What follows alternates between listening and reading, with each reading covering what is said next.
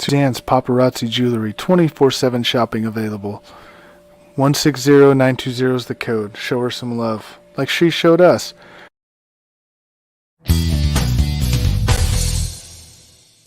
K&A Custom Crafts on Facebook. Hi, everyone. Welcome to another episode of the Bo and Joe Show. It's Wednesday night at 10 p.m. Eastern Time. You know, many people are sleeping, but we are young and wild. Nothing can keep us down. I'm Joe Tierney, and I'm one of the co-hosts, and I'm here with Bodine Sanders and Adrian, two of the main men in my life. Hi, gentlemen. How are you?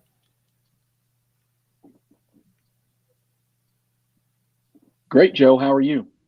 I'm doing well. Bodine, we can't hear you. No. Yeah, we lost him.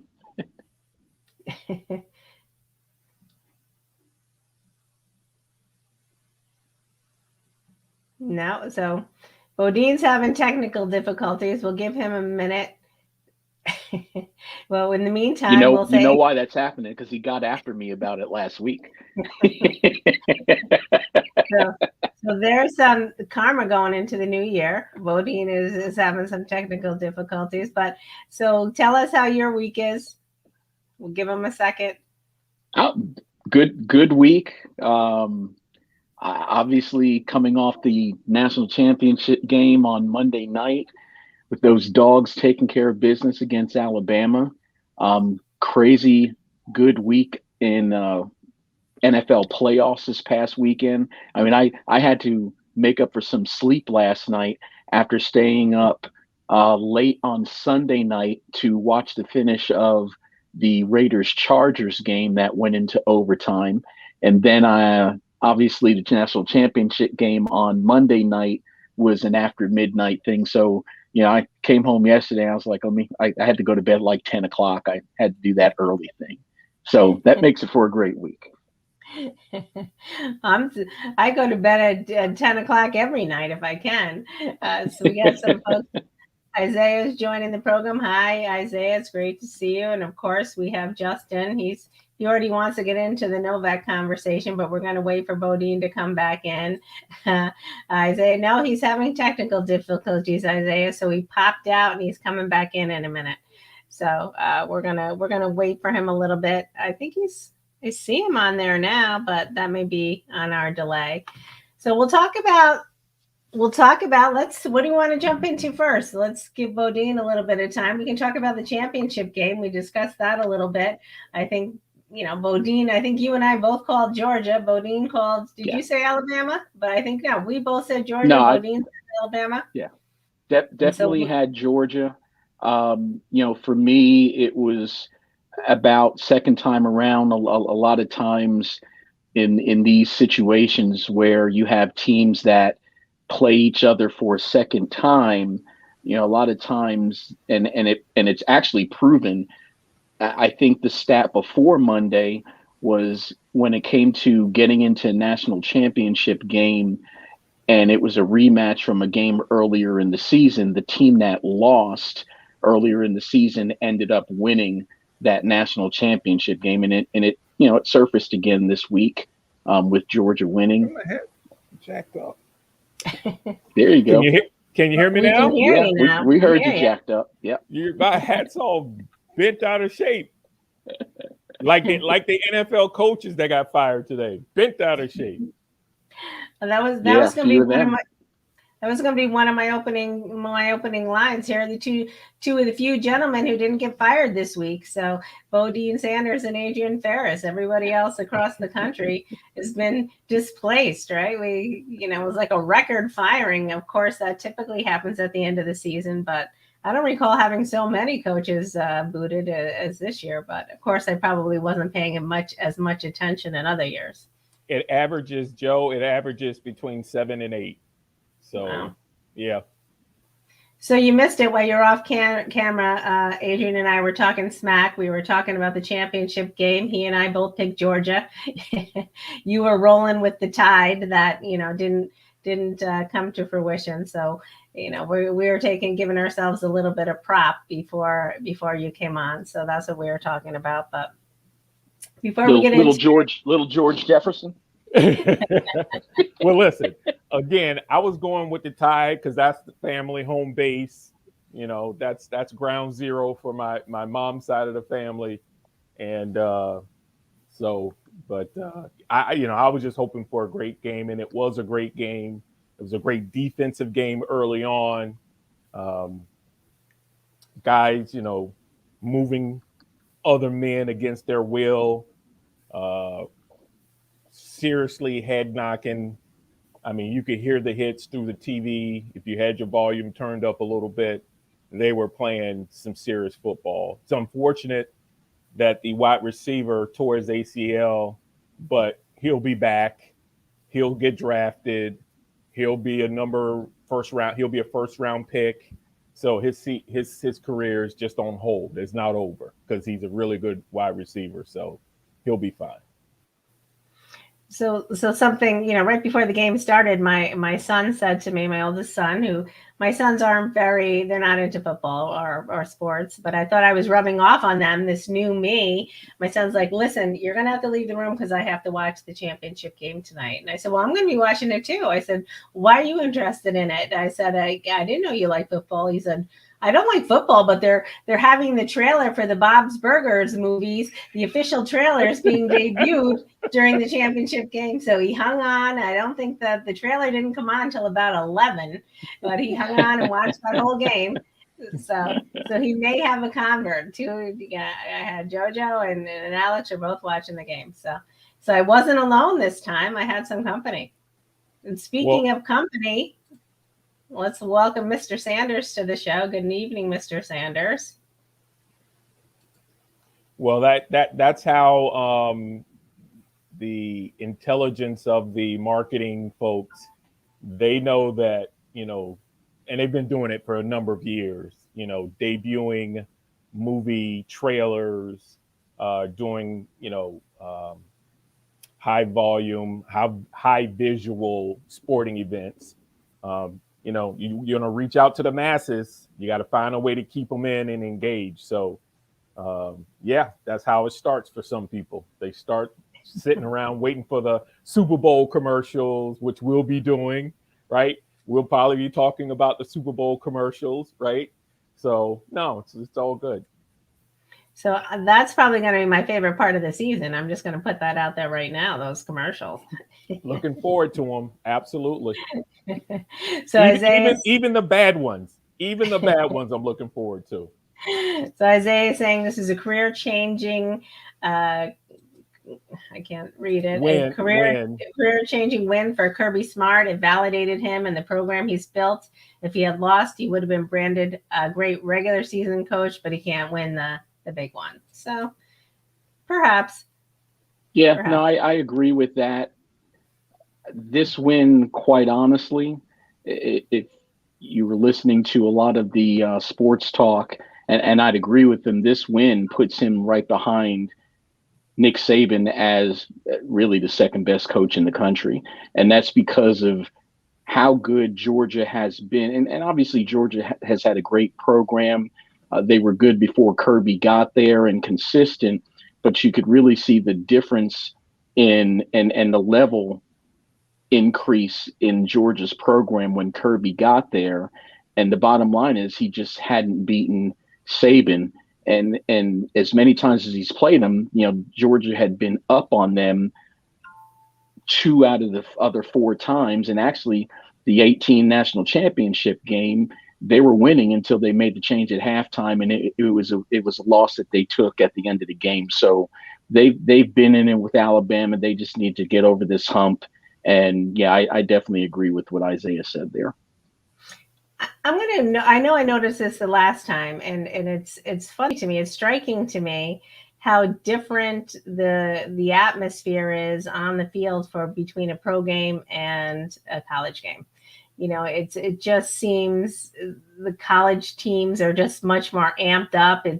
They're more aggressive, in my opinion. I don't know if that's just my perception, but I don't know if they're younger and more ambitious, but I just see a noticeable difference. I don't know if you gentlemen agree, but I've noticed it in every game that I've watched so far this season at the collegiate level.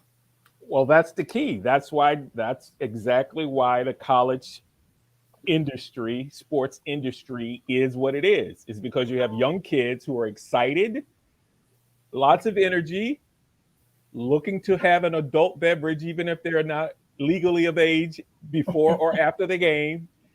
Folks like us, we have an image that we have to portray, a professional image. We're sitting in a stadium, right?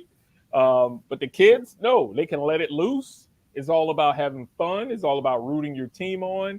It's a total different. You're correct. It's a total different atmosphere. It's just like you're graduating from a high school atmosphere to a college atmosphere. Once you get to the pro atmosphere, it's different because the audience is different in terms of age, in terms of the reasons they're there. It's more of a professional atmosphere. I mean, it still can get loud. The louder, the bigger the stadium.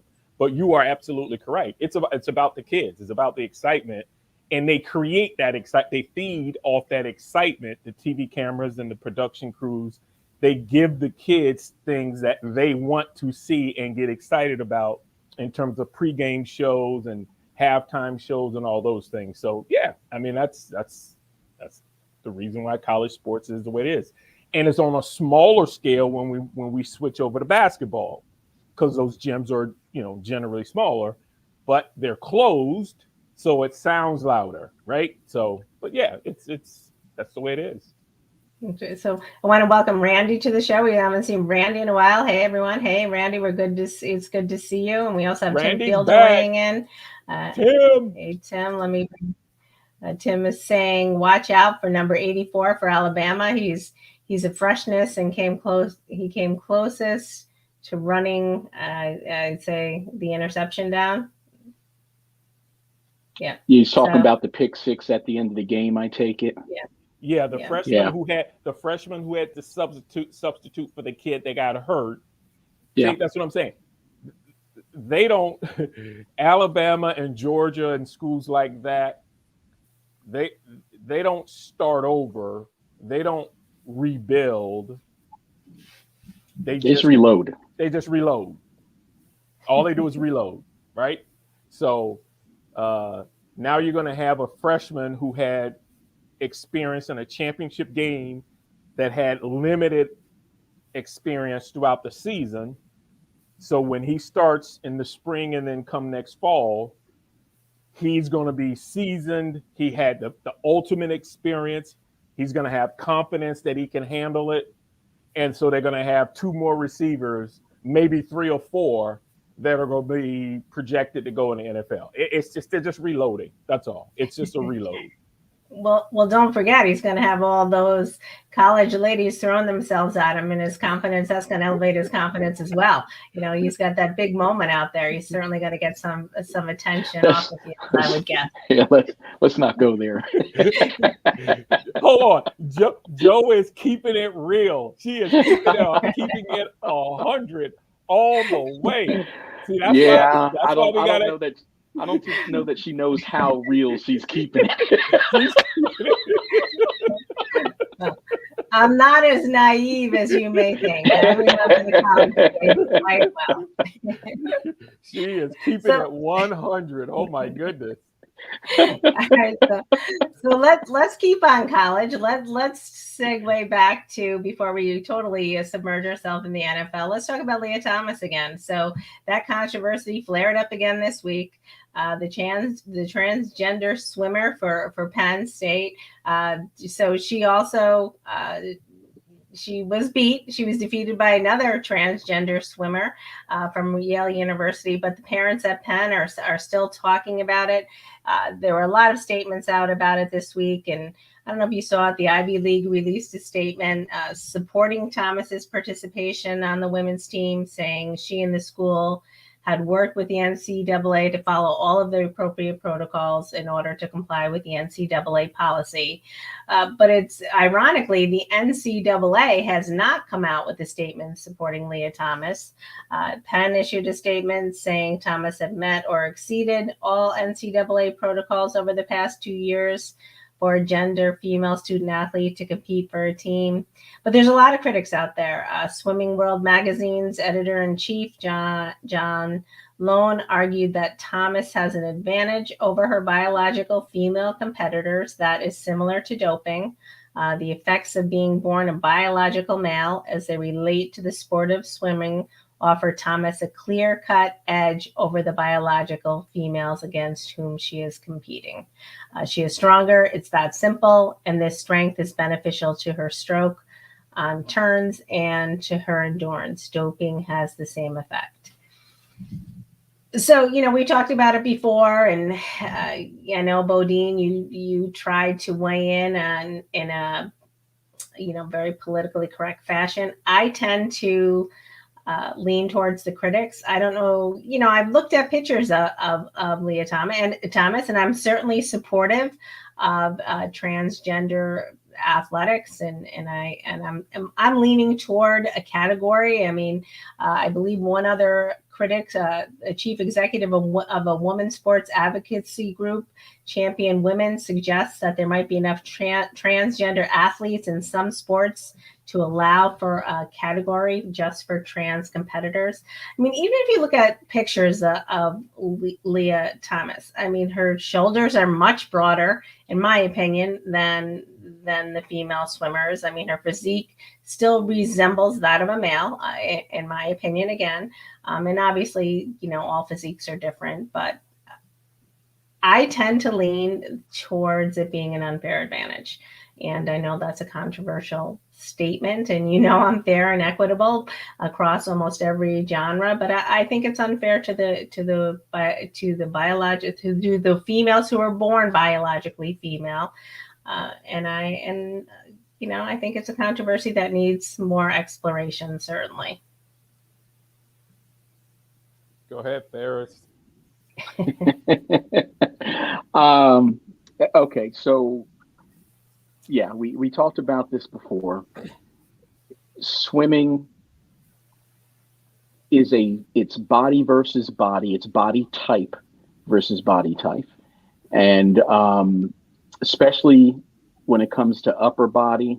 We talked about it last time. The male upper body and versus the female upper body, there's no comparison in strength and everything that kind of goes with it. But just to give some context, the last time we talked about this, Joe, you asked the question about, what kind of swimmer was Lia when she swam for the Penn men's team. So I looked it up today and tried to get as much as I could. And it turns out that Lia was second team all Ivy League in 2019 on the men's side in the 500, 1,000, and 1,650 meter freestyle. So she was already an all Ivy League swimmer on the men's side prior to going to the ladies' side.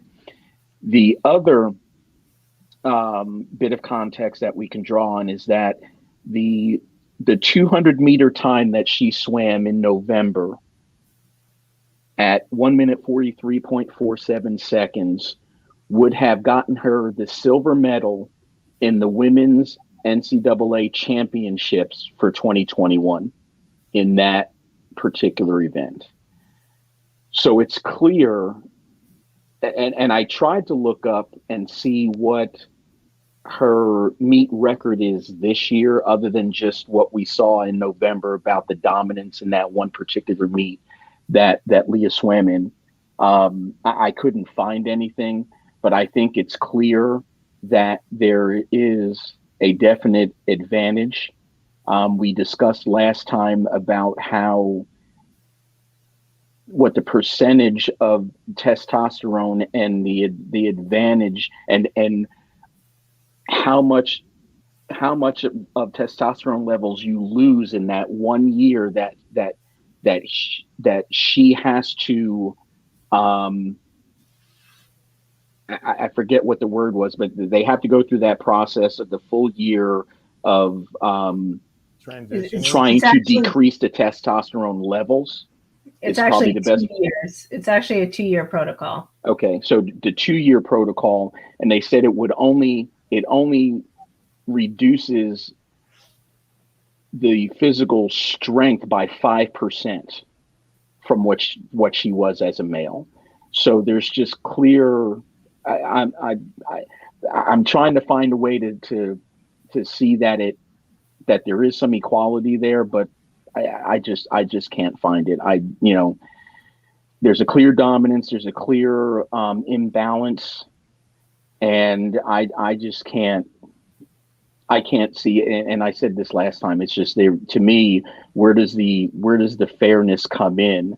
The fairness to allow her to swim is a definite unfairness, disadvantage to the females who are competing at the same level. So that's my opinion as well. So I'm with you, Joe, on this one. So let's bring up Tim's comment. And I think that this is fair. He's saying, put it this way, will a transgender man race against males? And, I'm not exactly clear what he's referring to, but when you think about it in that context, we don't see the controversy on a transgender, somebody who transitioned from female to male. It's not a controversy in the respect that they're competing against men and beating that field, right? We don't see somebody who transitioned from female to male competing on a men's team and then all of a sudden dominating that field. So I think that kind of speaks for itself, doesn't it, in many respects?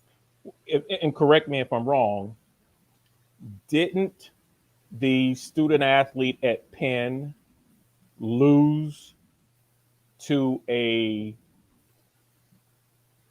individual that's transitioning from a female to male?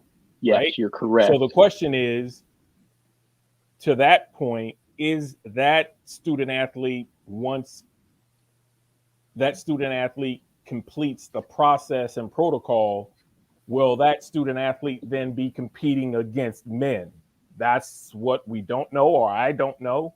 But listen, both of you have valid points. You're not wrong in your opinions at all. That's where I come in and say, because of where you both sit and stand, I think there should be more done. We all are in agreement. We're just trying to get to the same place in different lanes. And I have to give credit. It was either somebody on ESPN, Michael Wilbon or Greeny. Somebody said the problem is, or it could have been Tony Kornheiser. Someone said the problem in the NCAAs is there's no commissioner. There's no one person in charge. There are too many fractions. Yes, there's the NCAA, but then the other conferences have just as much power, right, to govern their conferences and their student athletes and what happens within that conference, just as much as the NCAA. The NCAA is basically a governing body, right? Correct me if I'm wrong, but there is no one singular person or governing body, one organization that is in charge of everybody.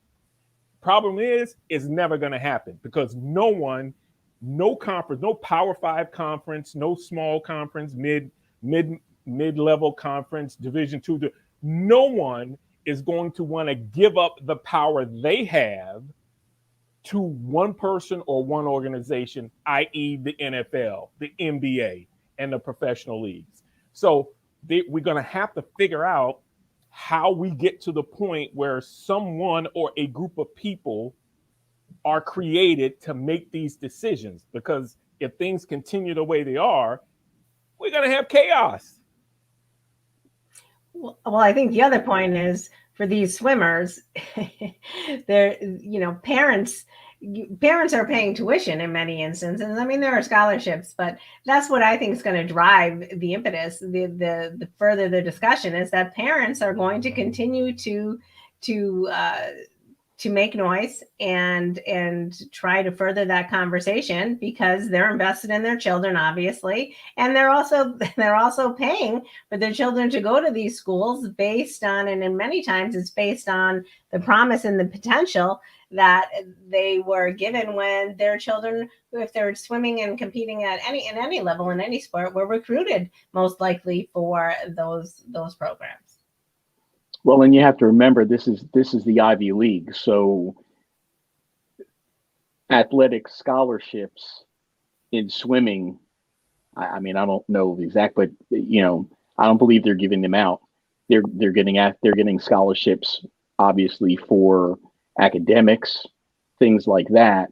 But you're right. These parents are footing the bill, at least in the Ivy League, in most situations.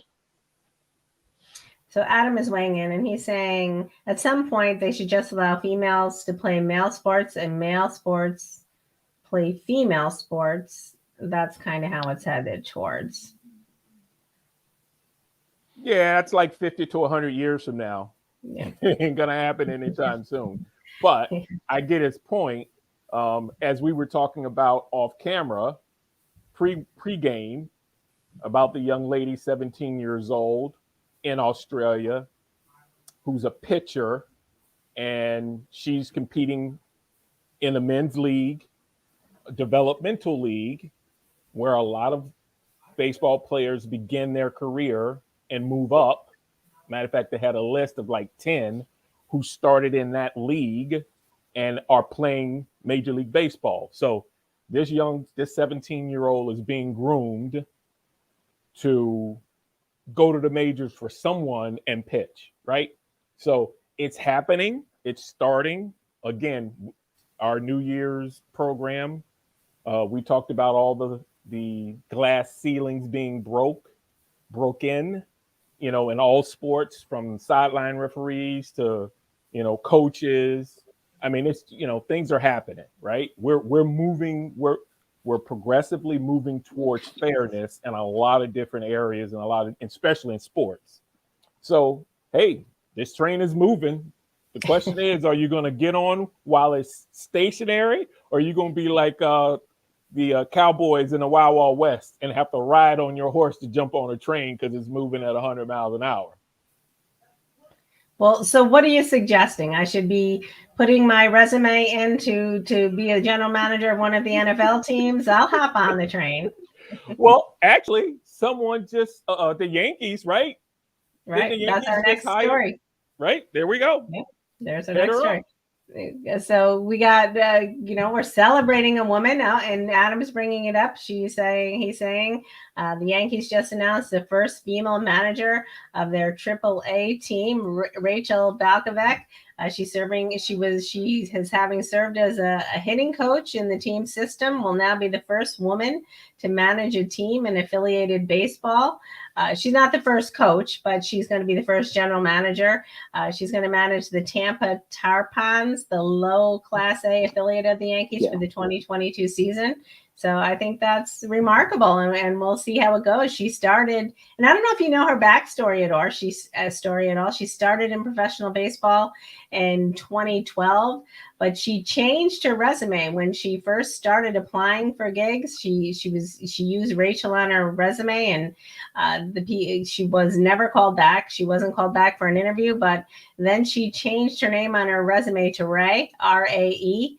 And she started getting calls. And initially, when they knew that she was a woman, they were shocked when they would call her. And many teams did not even entertain her or interview her at that point. But luckily, she was snatched up. And I forget the team that snatched her up in 2012. But she was a catcher on the Cardinals organization. The Cardinals, and then she went to I forget where she went, but you may know Adrian. Yeah, so she started in 2012. The Cardinals picked her up, and she was a temporary strength and conditioning coach in the organization. She actually won. She won Conditioning Coach of the Year in the Appalachian League that year.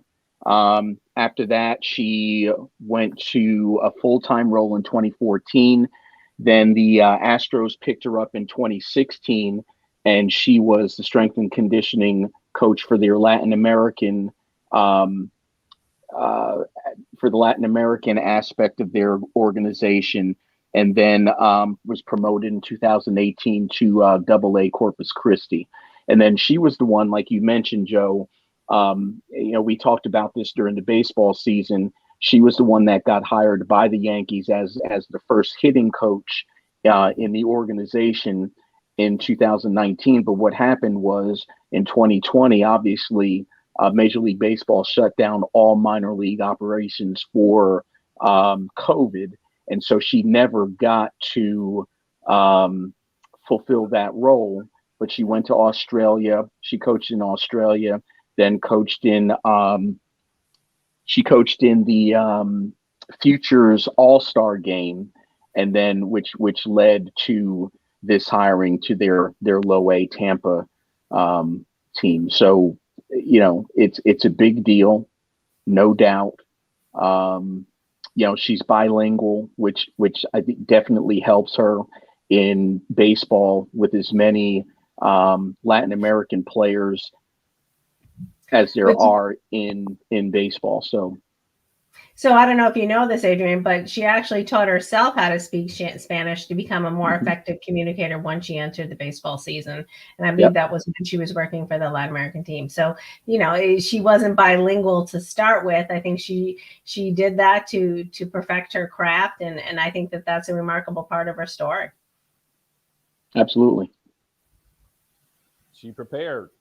She gave herself an advantage, or at least gave herself a fighting chance. She knocked down the barriers before they presented themselves, the ones that she could. There you go. Awesome. Great story. A great story. So, Justin is dying to get into the Novak story. So I don't know if we want to hop into that next. Novak Djokovic is still in Australia. He's fighting for his visa to be reinstated and to pursue the Australian Open title again. He did win he had a procedural victory in court. They said that they reinstated the visa based on a procedural, I don't want to say, I guess a misconduct's a good word, procedural misconduct. When it was initially revoked, he wasn't given enough time. It happened at like 7:40 in the morning. They indicated they were going to give him time to discuss it with his managers and the Serbian officials, and it didn't happen. They didn't give enough time to do so. But the controversy still rages. Australia has probably the most strict protocol in regard to lockdowns in the world, or certainly one of the strictest. And the citizens are outraged. Many citizens are outraged, and I understand his desire to break the record. He has 20 Grand Slams. He wants to break that. 9 of them have been in Australia, so it's certainly been very it's been very lucky for him. And of course, his skill plays a role in that as well. There's still an opportunity for the visa to be revoked. The immigration minister who initially revoked it has the power to do so again, and he's considering that. And I think that the other part of the story is if it is revoked and he's thrown out of the country, he's going to be banned for 3 years. So I think that that's unfair, but that's the only thing that's leaning me toward. I think 3 years is extreme based on this. He was honest. He wasn't like other individuals who manufactured a vaccination card. He said that he's been pretty forthright about the fact that he hasn't been vaccinated and asked for a medical exemption based on the fact that he had COVID and overcame COVID in December. That's not one of the protocols. So I'm thinking if it's not one of the protocols, he shouldn't be given the exemption. But at the same time, I don't believe he should be kicked out of the country for 3 years. Well, listen, from what I'm hearing or seeing reported, he's telling a fib. He's a mixture of Aaron and AB. he said he caught COVID a month prior to December, but if he actually did catch COVID, he ended up taking pictures with kids during a time that he should have been quarantined. So they're like, hold on, you're saying you caught COVID, you had COVID, but why did you take these pictures during that time with these kids? That's breaking protocol. So the bottom line is there's some misinformation or miscommunication between his camp and the folks who are, the Australian folks that are making the rules or laid down the rules. And his competitor, what's his top competitor's name? The left-handed tennis player who's probably he would meet in the finals. What's his name? Is he from Argentina? You guys know who it is? Justin, who's his competitor? I can't think of his name offhand. It's not Federer, right? It's no. It's the other one. The other kid. Nadal. Nadal said, "Listen, you got to follow the rules. Everybody else followed the rules. Why can't he follow the rules?" So he created this problem, right? And if he gets tossed out, and he's tossed out for 3 years, I have no sympathy for him. No empathy for him, none, because he broke the rules. Everybody else follows the rules. Why can't he follow the rules? The difference between him and Aaron Rodgers, is Aaron didn't break the rules outside of the country, right? He didn't take this to Canada, right, and go play, if Canada had an NFL football team, he didn't travel from the United States into Canada to try to do that. AB didn't do it, right, outside of the country. This dude tried to break the rules, and there's a lot of shenanigans going on. I don't feel bad for him at all, because everybody else can follow the rules. Why can't you follow the rules? Just because you're the best guy in the world don't mean you can bend the rules. Well, I'd agree.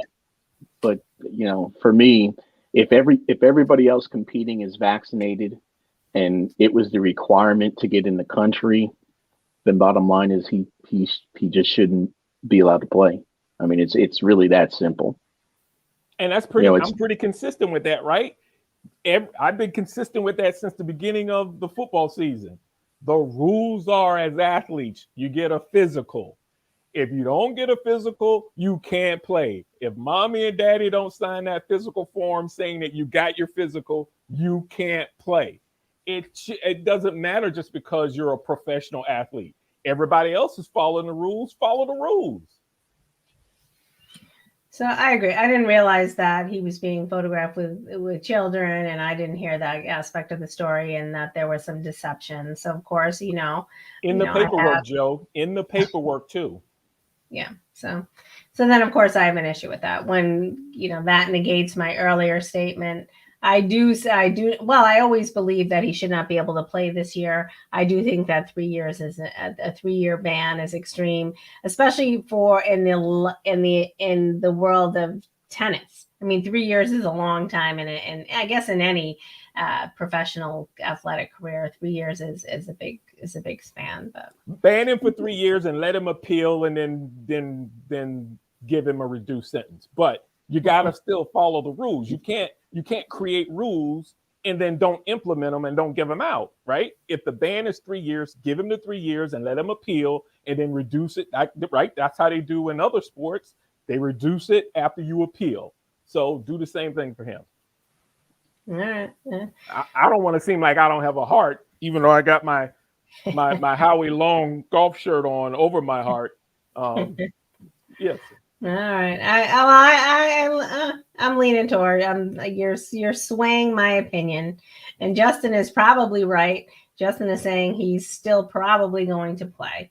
So we'll see what happens, because of course there's a political component now too. The Serbian government's outraged, the Australia. So now it's really going to be come down to a political discussion and a back deal, and potentially a backdoor deal. We'll see what happens. Which is even more. That's even more ridiculous, because he's an individual. This is an individual sport. He's not representing any country. He's representing himself. So who cares what country is, and why do you care? Didn't I tell you it was going to happen, Ferris? Didn't I tell you they will start shooting pot shots, taking pot shots at each other? Yeah. I told you it was going to happen. Absolutely.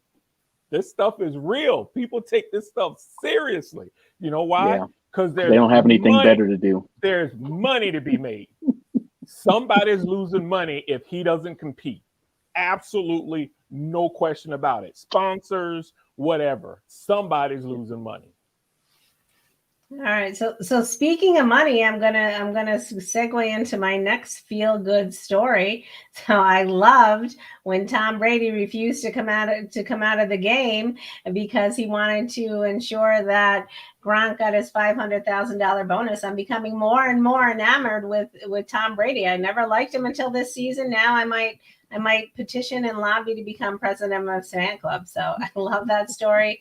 I love that they, showed the Twitter, and he's not afraid to he's not afraid to say no to his general manager, which is, again, of course, like you've certainly proven to me this year, Bodine, the quarterback really runs the team if you're really at that level. And so what'd you think of that story? I loved it. And Gronk got the money, and then Tom came out of the game. So I thought that was, I loved it. Did you see the clip when some coach, I don't know which coach it was, but some coach yelled at him to come back, and he said, no. And who's going to stop Tom Brady from going out on the field? Listen, that's a bad career move. So there's a difference between AB saying he doesn't want to go in the game versus Tom saying, no, I'm going back. I'm going to get my boy his next catch for X amount of yards, because I think it turned out to be $1 million bonus, not just a $500,000 bonus. And it's funny how Gronk was on the sideline talking about, if I don't get my bonus, I'm going to have to get another job. That's pretty funny. He didn't like that. I mean, that's just hilarious, right? But the fact is that that's what chemistry and team camaraderie is about, right? Players having each other six, having each other back, looking out for each other. And everybody was happy for him. Because as I said in the beginning, right, Joe? Don't mess with grown men's money. Not in football, because those dudes are too big and too strong. You don't want to mess with a grown man's money. Well, Tim Fielder is saying people shouldn't be messing with Bodine. One tackle from Bodine and you're done, except for Tim, who thinks that he can handle you because he's made out of metal. I'm still going with Bodine on that one, Tim. And Adrian will be saying, I told you so. Mr. Sanders has a question. He's saying, who do you like for the Jaguars GM and head coach? What are our thoughts on that? I don't have any thoughts on that, so I'm gonna throw it to you, gentlemen. Well, Ferris, did you and I talk about this at all 2 or 3 weeks ago? But I know my dad and I kind of talked about it a little bit. The GM would be, in my opinion, the best GM who's ready for it would be the ESPN announcer. What's his name, Ferris? Yeah, I know who you're talking about. He worked in the front office for a number of teams. He played in the NFL. He's with Brian Griese on Monday Night Football as a play-by-play guy. So Justin's saying Louis Riddick. Yeah, Louis Riddick. Louis Riddick is ready to become a general manager in the league. And obviously with 7 teams firing their coaches, the pattern, Joe, is you bring in a general manager, that general manager hires the coach that he wants to hire. Basically, they're attached at the hip. That way, if one of them's doing bad, generally, if the coach is doing bad and you fire the coach, then you can fire the general manager, right? Because they're attached at the hip. But if you have a general manager already established, hires a coach, a new coach, they may not get along because they haven't spent time together. So the best way to do it is to bring in a new general manager. That general manager hires the coach that he or she wants, and then at least the chemistry should start off better. So I think Louis Riddick would be a great GM for my hometown Jacksonville Jaguars. or any of those other teams. As a matter of fact, I think he played for Chicago at some point in his career. I don't remember that 100%, but he would be that's a good start. It wasn't Chicago, but it's the Eagles. Well, he worked in the front office with the Eagles. But I don't know if he played for the Eagles. So, but that's all right. We could look up his play career. Justin saying he played with the Browns. Played with the Browns. There you go. And he probably played for a couple other teams because he wasn't obviously a Hall of Famer player or an All-Pro player, but he was a good player where he had at least, I'd say, 5 or 6 years in the league. So he's a former player, extensive experience in the executive office. He's ready. Right? I think he's ready. So I'm sorry. Go ahead, Joe. No, you go. I was going to segue into something else, but so you go ahead. Well, I think the other thing is, you've got multiple teams. So, you've got 6, 7 teams. Well, Dolphins, Bears, Vikings, Broncos, Giants, Jags. A lot of times the firing of the head coach also gets the GM fired. So in that case, the Bears, Vikings, and the Giants all fired their head coach and GM. But the Dolphins kept theirs. So Dolphins kept their GM. I believe the Broncos kept their GM. And I believe, did the Jags fire their GM? I don't think the Jags fired their GM. So they should. And the Giants GM didn't get fired. He retired, but that's, he's gone. Yeah. For me, I kind of associate it with, you fire the head coach, the next thing you fire or you get rid of the GM. Next thing you're looking at, okay, who's your quarterback?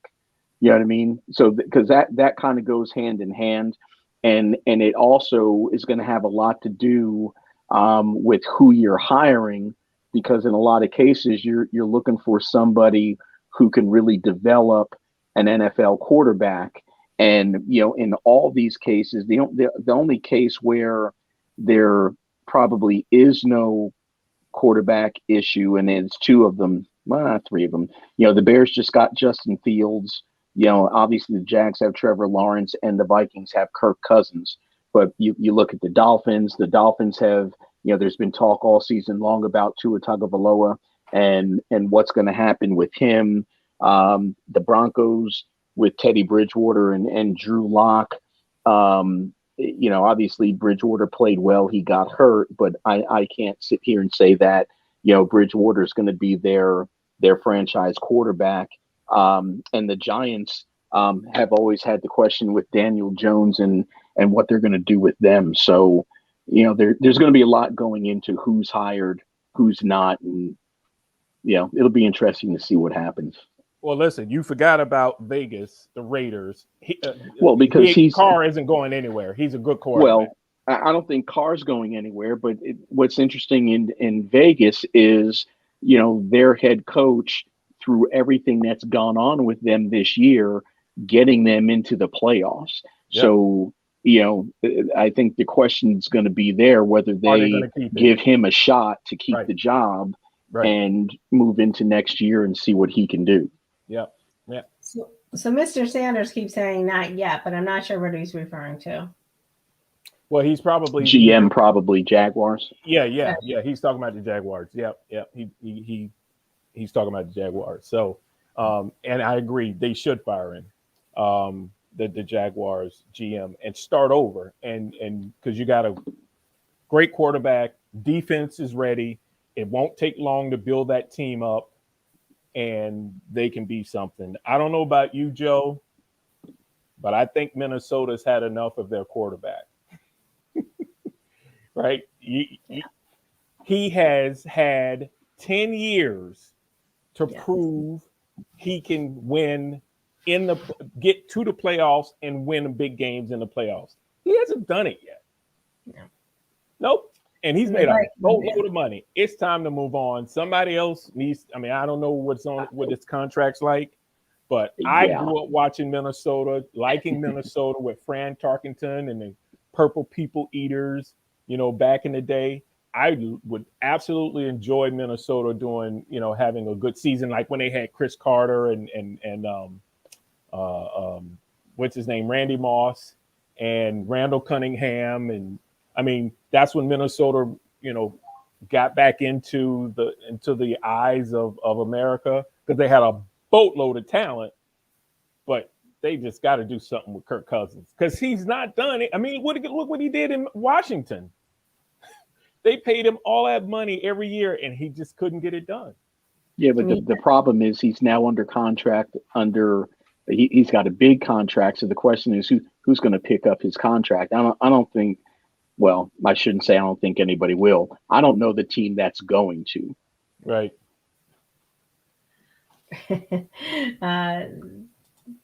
Kelvin saying, so right about that, Bo. Cousins has got to go, but where and who replaces him? I think he comes so close. It's really painful to watch. They're just on the cusp almost every year, and then they just don't make it in the end. And when they do, they're just unsuccessful. And listen, I'm not saying anything that shouldn't be said about other quarterbacks who come close and don't make it. They end up having to move on as well. So, I just Minnesota is too proud of a franchise to be stuck where they are. Maybe bringing in a new coach. That's why they got rid of the coach.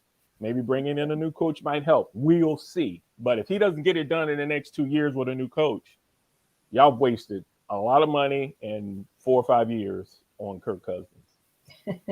So I'm going to say this, although I shouldn't. Justin keeps commenting on the side about AB, and I know that we've spoken about AB and his CTE issues and how it's impossible to detect that when a person is alive. But I think we may have found some evidence of CTE. And I know I shouldn't say this or show it, but I'm going to. AB was hanging with Kanye West. I think that definitively proves that. Well, they have apparently, I heard and saw reported on TV that he and Kanye have a partnership or music album they've done together or something. Oh boy, that's why they're hanging. All right. Well, I'm not a Kanye West fan, so I have sympathy for AB, and now I'm even more sympathetic to his plight. Yeah, you got two Tweety birds hanging together. That ain't good. That picture ain't gonna end well. We'll see what happens there. All right. So what do you think about week 18? And we wrapped up the season. What were your thoughts? What did you think? What were the games of note? And what do we think about the playoffs, the first round of the playoffs? Well, first I got to take off my Villanova hat because we beat Xavier tonight, right, in Cincinnati. Take off my and put on my Eagles hat. So great weekend for football. We got football Saturday, Sunday, and Monday night. First time a Monday night playoff game. 3 nights in a row. I'm jacked up. More pro football. So, I got. Go ahead, Ferris. I'm sorry. Go ahead and finish your thought. I'm sorry. No, I was just going to say we got to, go ahead and do your thing. Go. I got every. Well, game I was just going to comment on last weekend. Yes. And I'm going to say that was the best final weekend of NFL football that I can remember, and probably ever seen. But I'm going to say I can remember. Yes. Yeah, that's a safe thing to say. Yes. Because I made a comment.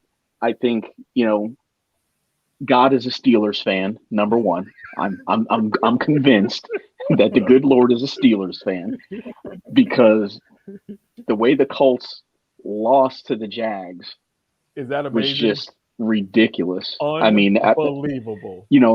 But what made the weekend so great was obviously that was a 1:00 game, and then that sets up what's going on. The Steelers The Steelers are playing the Ravens, tight game, you know what I mean? And they pull that game off. And so then the conversation goes directly to Raiders Chargers. And you weren't on before, but I told Joe, I said, last night, I had to go to bed early because I spent Sunday night up late watching the overtime Chargers Raiders game, and then I spent Monday night up late watching the national championship game, and it was all worth it. Absolutely, no question. Yeah, I just wanted to say that. Kelvin agrees. He's saying the NFL has never been better. It was so exciting. I think they probably did that for me, knowing I was just getting into football this year. I want to thank the entire NFL for taking me under their wing and trying to make it an exciting season.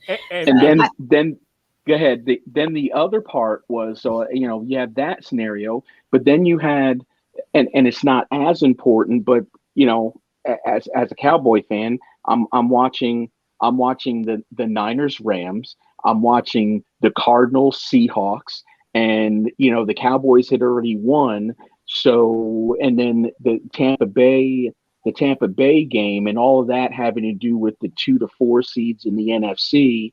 And we're sitting there watching the game, and I'm like, well, there's no way the Niners are going to end up winning this game. And then the Cardinals start, the Cardinals were losing to the Seahawks, then they take the lead, then it comes back, and how that all transpired. It was just a crazy weekend, a crazy Sunday. All of the scenarios that could potentially happened. Except the actual tie in Sunday night's game. But it almost happened. It came 38 seconds close. 38 seconds close. I truly believe if that coach from the Chargers did not call that timeout, absolutely, they would have let the clock go down and made an attempt field goal from the 47, which would have been a 50 or 67 yard, and he wouldn't have made it. Therefore, nobody could say it was planned, it was set up, it was rigged for them to be a tie. No, but he called that timeout and he blew it. And so he just that team, and I even accept his reason for calling the timeout. He wanted to get his A defense in because he realized they were running the ball. Well, your A defense didn't stop the run, so why did you call the timeout? You second guess. It's like it's like trying to ice the kicker, and sometimes it backfires, right? Yep. So absolutely. And listen, for all those mutants out there who say they're not going to watch NFL football because it's too political, the players are too political. Listen, folks, whatever. Their ratings this year, the ratings this year for NFL football are through the roof. Absolutely through the roof. So people like football, people like watching football, and people don't care about people who have their own personal opinion about folks who are exercising their personal rights to voice their opinion. So go take a hike while we enjoy football and appreciate it. Now I'll get off my soapbox now. I'm with you. And so what do we think about the playoffs? Who's playing in this week? I'm not even sure. I haven't looked at the schedule yet. You have to give me. Let's go through it, Ferris. Let's go through it real quick.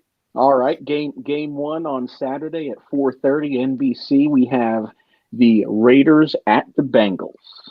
The Cincinnati Bengals, Joe, are favored, and it's the wild card game. The Bengals have not been to a playoff in the playoffs since 1990. The Raiders have been in the playoffs as an organization, have been in the playoffs. So they have, as an organization, even as a quarterback, and some of the players on the team have been to at least one playoff game. So the question is, who has the advantage? Well, Cincinnati has the advantage because they have better players. Well, I always go with, me, I'm going to go with the people who've been out of it for so long, the Bengals, because I like the underdog. So Let's see. I'm going to root for them. I'm going with Bengals. I just can't. I cannot overlook how the Raiders have been playing, and not that they haven't been blowing anybody out or anything like that. But I think they're playing for something, quite honestly. And to me, I don't know who. I'm going with the Raiders. Okay. I'm going to go out on the limb, and I'm going with the Raiders in this game. Well, listen. It's 11 o'clock. Let's try to wrap this up. So good people who want to go to bed can go to bed, because I'm not one of those good people. I'll be up late. The Raiders are 6-0 in comeback and overtime games this season. And I told you before, I cannot root for a team in Ohio, so I'm going with my Raiders. All right. Even though the Cincinnati Bengals have a better roster, meaning their overall talent is outstanding. But I'm going for the Raiders. Next game. Patriots-Bills, 8:15 on Saturday night in Buffalo. Let's wait for Justin. I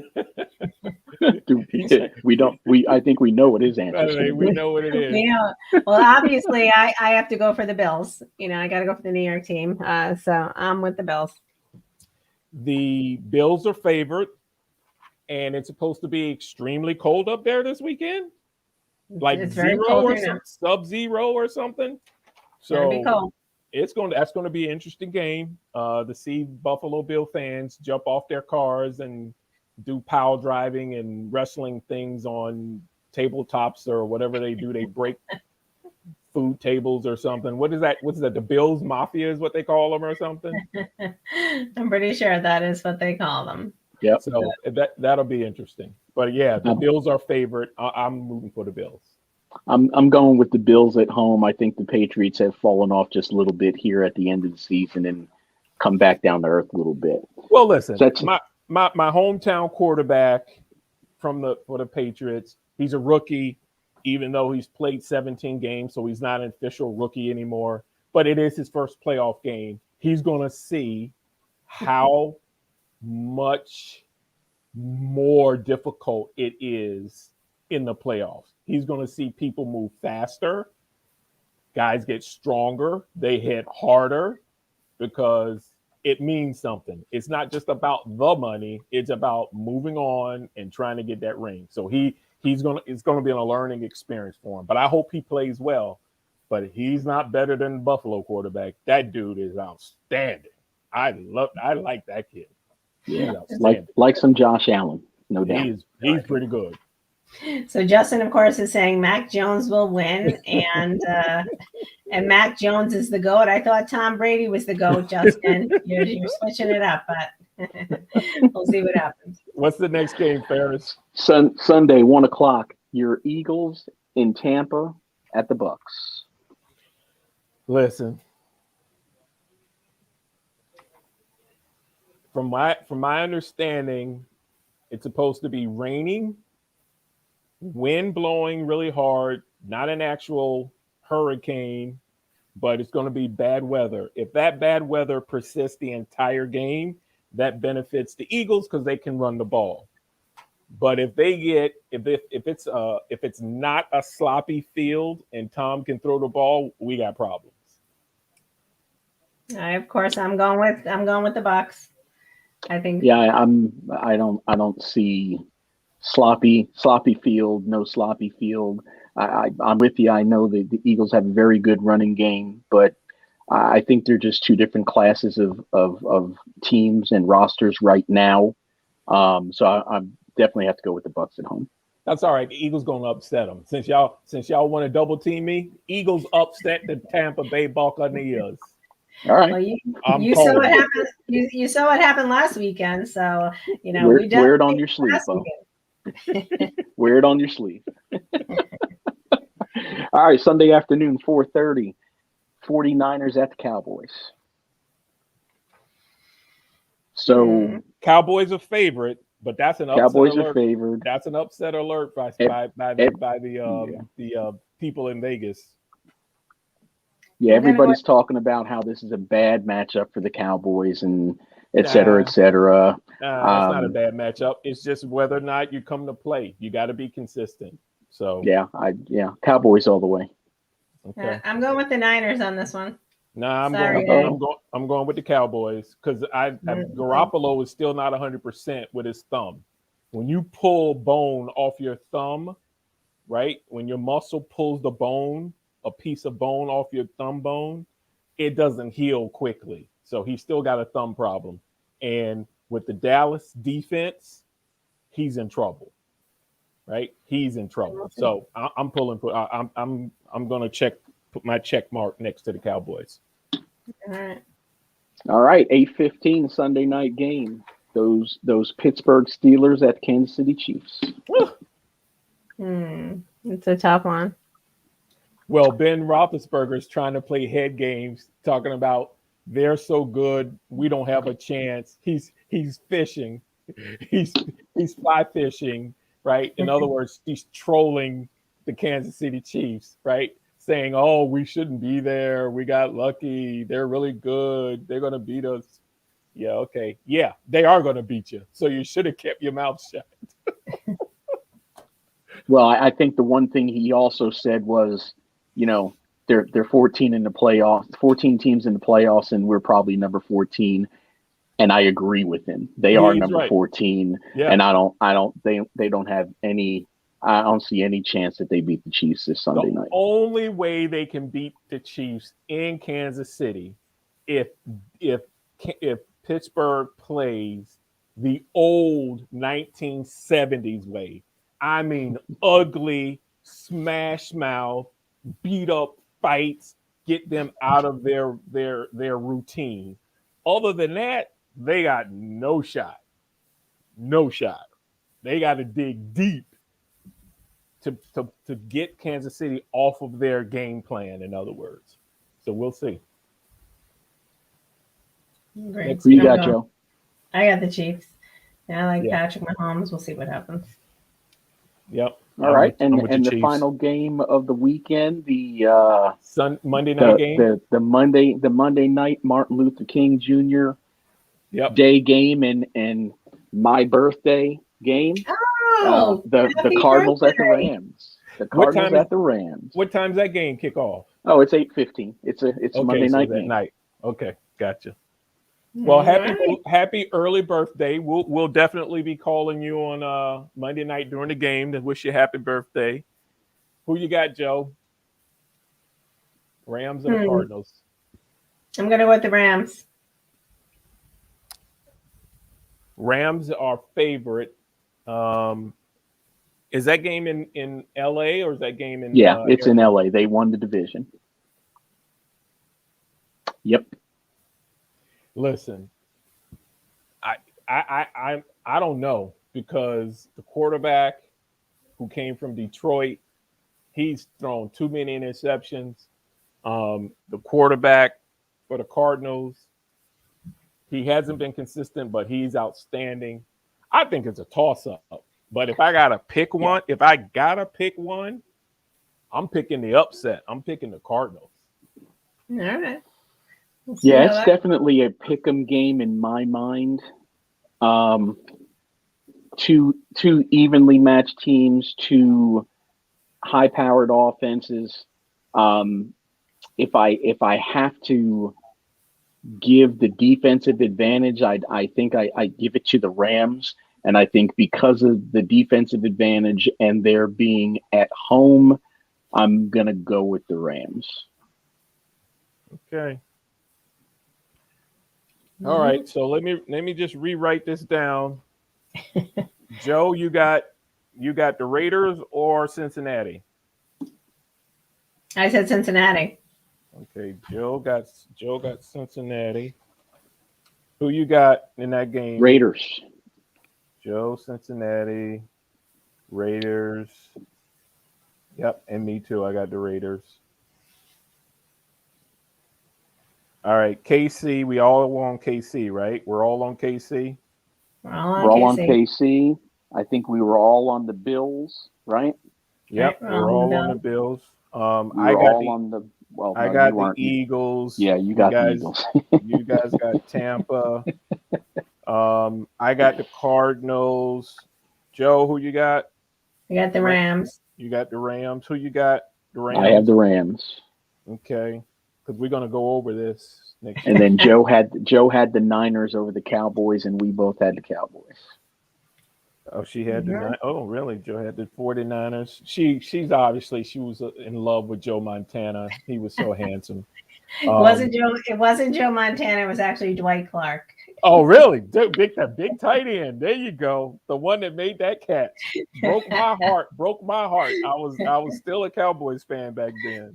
Broke a lot of hearts. Oh, it was a great catch though. It really Yep. was. Really a great catch. And we were all on Buffalo.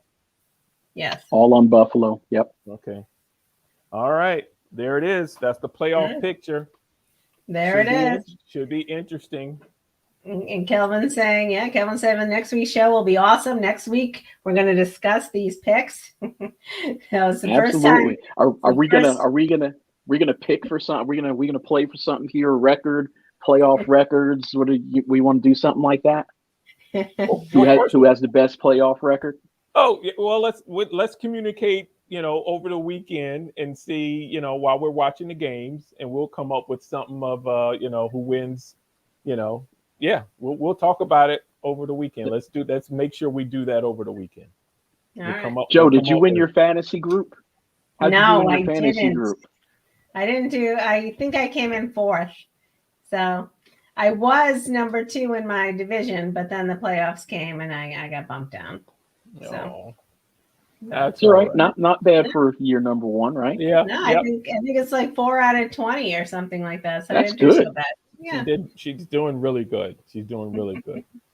So next year, when I actually know what to do, now I actually will know some players and get to pick the team. I might even come out on top. George hasn't been on lately, but really he was the catalyst that helped me pick some of those players. Although I picked Brady and Gronk, which really they were the catalyst to get me most of my points this season.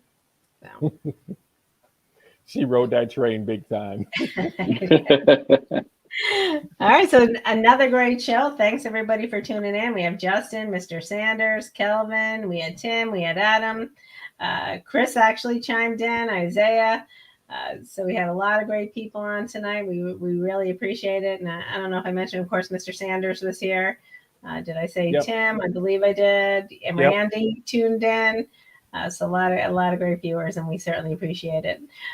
So closing thoughts. What are your thoughts for the week, going into the week, Adrian? My thoughts are we are potentially going to get snow on Sunday. So all my thoughts are I'm praying for about 6 inches of snow on Sunday so I can make my world famous chili and watch some NFL football in the snow and eat some of my world famous. Hold on, not 6 inches, bro. 3 inches. Hey, I'll take 3 inches. when you're will shut you guys down for here, a week. It'll shut you down for a week. If you get 6, you guys will be 6. Shut down for a month. No, I got me a nice 4-wheeler pickup truck. Nothing's holding me back. 6 inches will shut them down for a month, Joe. He's weak. I've seen it. I've seen it in DC. They get a dusting, and it's like we can get a couple of feet. They get a dusting, and the world collapses. That is so funny. Well, listen, I hope everybody wish their wishes come true regarding their teams winning. We know that's not going to happen, but I'm rooting for you. Everybody, good luck, and hope your teams win. And we'll see how the airplane lands. By Monday night. It's going to be a good weekend. And of course, we always close our show by thanking our man behind the scenes, Chris P. Bacon. Chris, did you jot? We'll have to check in with Chris and see what his picks are for the week too. And we'll update everybody on that next week as well. So thanks everybody, and see you next week, and you can play us out, Chris. These up.